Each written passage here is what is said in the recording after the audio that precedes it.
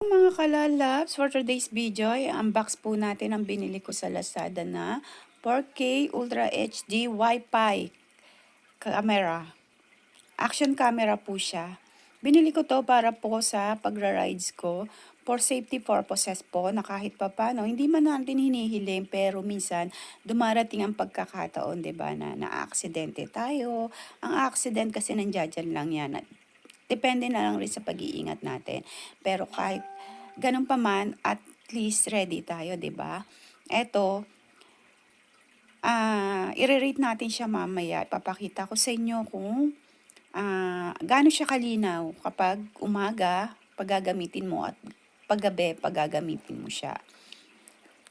Maganda meron tayong ganito kapag nagra-rides tayo kasi mahalaga na ka-capture natin yung bawat moments, yung paligid natin, 'di ba? At least meron tayong maikikip na memories saka talagang yung bawat ano ng paligid natin nakukuha natin. Yung ganda nila na nadadaanan natin kapag magra-rides tayo. May mga kasama rin siya mga freebies. Worth it naman yung mga freebies niya. Magagamit mo siya talaga. May cover case na rin siya. Para in case na uulan, 'di ba? Hindi siya mababasa. Safety siya. Na kahit umuulan, continuous mo pa rin siyang magagamit. For me, kung i-rate ko siguro nasa 8/10 siya. Kasi hindi man siya ganun ka-perfect pero talagang useful. Saka marami rin naman siyang mga freebies, 'di ba?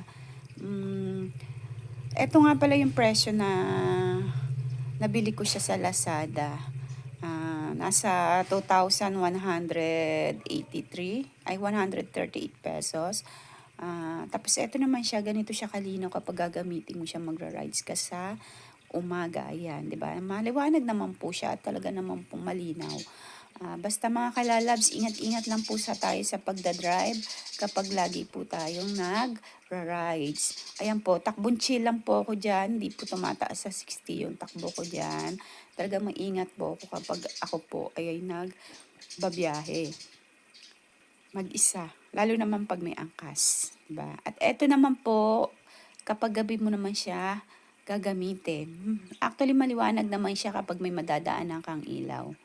'Di ba? Napaka-useful niya rin talaga kahit papano. Lalo na kapag bumabiyahe ka, 'di ba? Ayan, makikita niyo naman po sa video na maliwanag rin naman po siya. At eto naman ko po kung paano ko siya nilagay sa aking helmet. Ganyan ko po siya ginamit. Yan po. Yun lang. Thank you mga kalalabs.